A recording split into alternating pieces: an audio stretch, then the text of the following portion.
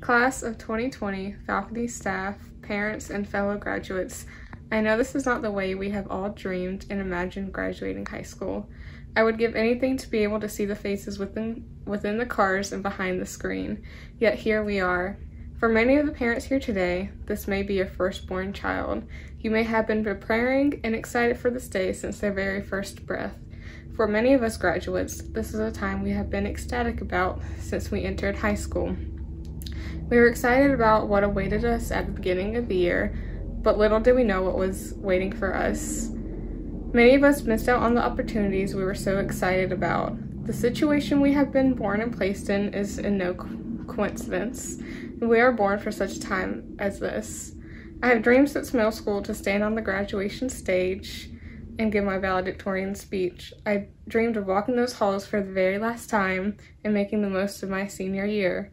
I wanted to watch my last play perform on the student union stage and play my last concert band performance with people I have spent so much of my time with during these last 4 years. I wanted to finish my high school career just like I started it. Many of us had our last high school experiences taken away, and nothing can be done to change the fact. The seniors before us and after us got to or will get to experience their senior year, so why now? We were born into a world of chaos and terror and now are graduating during a global pandemic. No one said life would be easy or would always go our way. We were born for a time like this. We do not know what the future holds, but we will get through it. Even though we may be weak now, this experience will allow us to grow stronger as individuals. Do not allow the situation to define who you are and who you will become. I will be honest with everyone here today. I have dreaded graduation day ever since quarantine. I have dreaded giving this speech for weeks because it is not how I dreamt graduation would go. Many of us may feel lost and hopeless, but we are not alone. I spent much of quarantine filled with self-pity and doubt. I was upset with the world and angry at those who would not listen and were ignorant of the world around them. I was angry because those who listened were the ones being punished.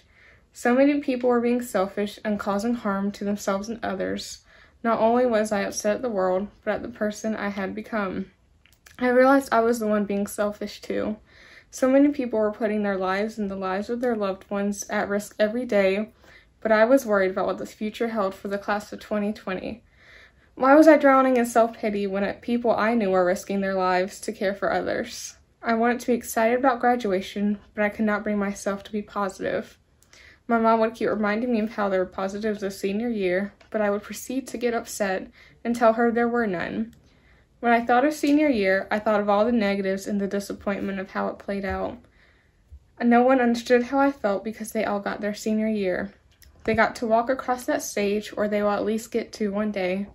Many of us worked hard all 4 years of high school to get this very moment, only to have it taken away. I was upset not only at myself or the world, but also because God had allowed this to happen during the 1 year that mattered most to me and the rest of us.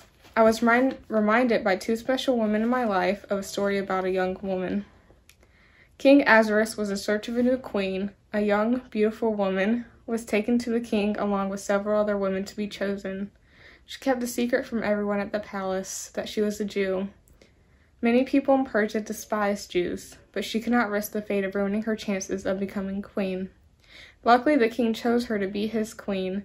Days after, the queen's cousin heard two servants discussing to kill the king, so the queen warned him and saved the king's life. The king's assistant was obsessed with power and demanded people to bow to him. All but one man obeyed, which was the queen's cousin. The assistant then demanded all Jews to be killed, which included the queen. A letter was sent to the queen, which begged her to stop the king from killing all the Jews.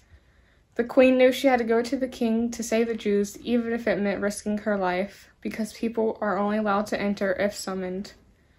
As she entered the king's chambers, the king allowed her to speak, allowing her to save the Jews. This woman was Esther. Esther was chosen by God to protect his people. She was chosen for such a time to save God's people, as we were born for such a time as this one. Who knoweth whether thou art come to the kingdom for such a time as this? Esther 4:14. Every single one of us has been chosen for this situation, whether we like it or not. Do not be discouraged, for God has a plan, and we must be patient and wait until it is our time to shine. I spent many weeks in quarantine upset at the situation, but there's nothing that anyone could say or do to change what happened.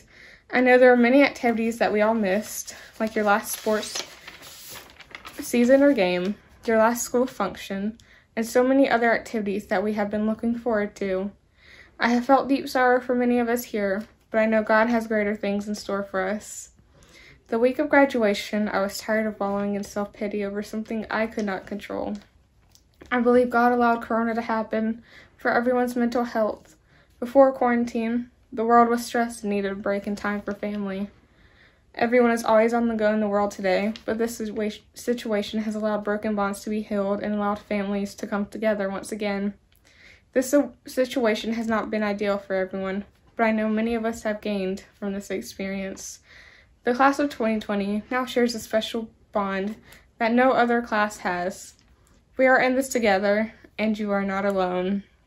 Do not let the darkness surrounding you prevent you from reaching the light at the end of the tunnel. Thank you to everyone who has been there for us, our teachers, staff, friends, and most importantly, family. Today, you can choose to drown in your sorrows and self-pity, or make the most out of this situation, because the class of 2020 was born for such a time as this. Thank you.